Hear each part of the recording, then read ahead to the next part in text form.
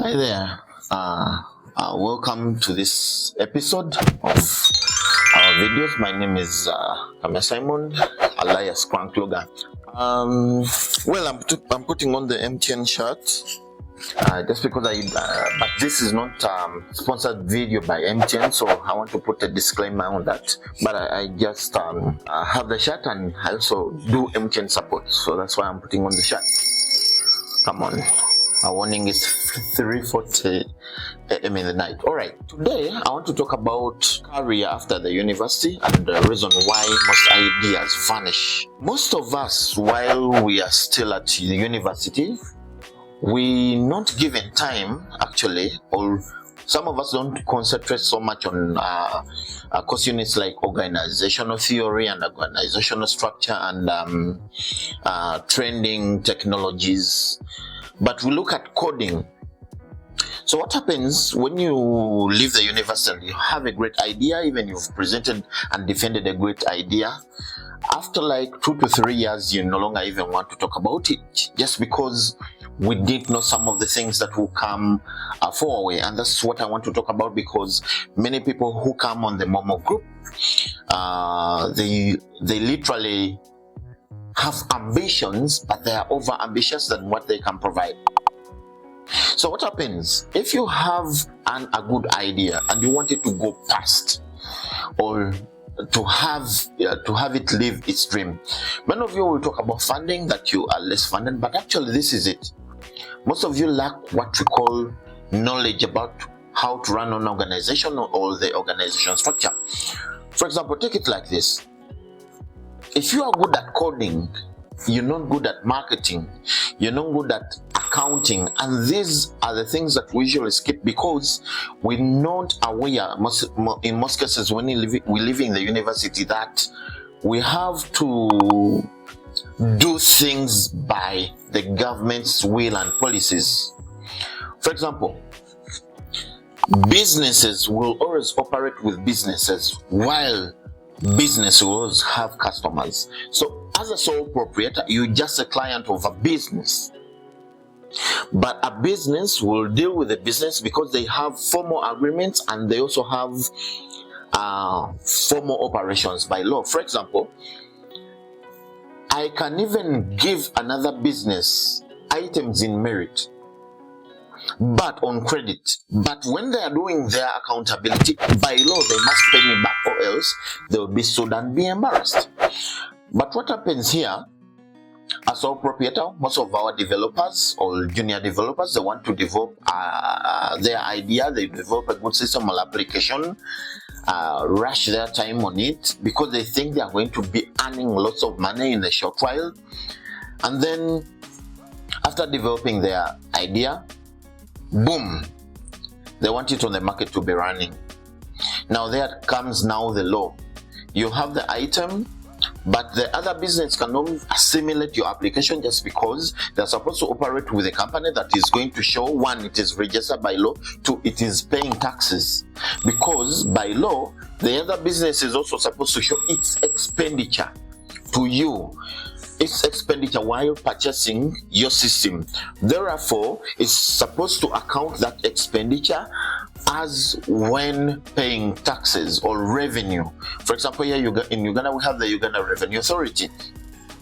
So when calculating the expenses, for it to show its income or profit, so that they deduct the expenses and the revenue is supposed to pay, obviously they won't deal with you because you don't have a company that will be evidence that actually received this money. Meanwhile, URL will also have to come to your company because you made a profit when you provide the service to the other company. Now, for you to be able to understand the taxes, you don't need code. You need a person who studied taxation or accounting. You need also a person to audit your books of accounting so that they can show actually if your project will run or your project is operating in losses and you're willing to operate as a charity or fail the business. So most of us even leave out certain things, such as, of course, after having a good application and you need physical support, people are going to register, people want to have business deals with you. They need an office. Of course, they need to find in an office space that is clean, that is elegant, that will bring out the image of the money or the business they want to join.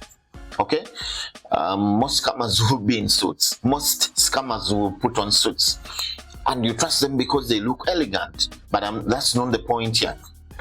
So you will find you need a cleaner, of course. You need people who understand marketing. You need people who understand procurement, because we have certain documentations that go on with procurement that are understandable to the world. Okay, such as invoices, pro forma invoice. Do you know what a pro forma invoice is? Do you know what an invoice is? Do you know what a receipt is?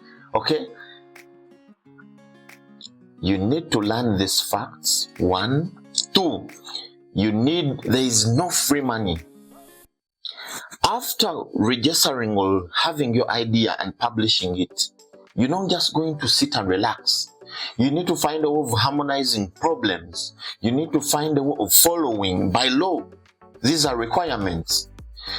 If you know the purpose of a pro forma invoice, then you need a person to issue one. And when do they issue one? And then how do they follow up? So that to know, okay, this business came from the issuing of this pro forma invoice, and then after the pro forma invoice, doing a quotation, we had the invoice, and then the payment is based on the final invoice. Okay, and then what did we follow? So reasons why most startups fail: they want to operate solo, sit back and eat money. And worse in the case scenario, they are bringing the same idea that is already existing in the market. They don't know how to market the idea. You have the idea, your idea looks good, but it gets to the market and it's downplayed because the environment is not suitable. Take for example, I was looking one time at branding, and we shall be talking about branding one time in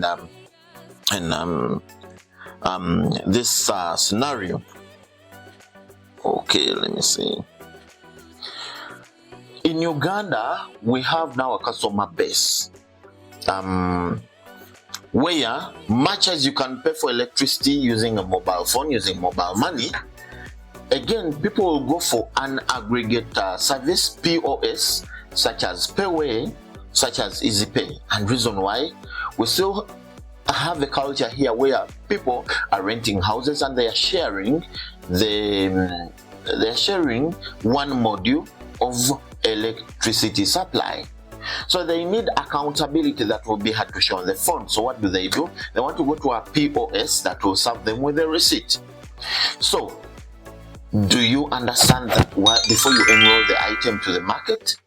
Or you're just going to enroll the item to the market without understanding what the consumer really needs? So keep note of that. I encourage you to subscribe, like, and share. And then I'll be making more and more keynote of what you need to really follow when you're enrolling out, or some of the things you do not really understand.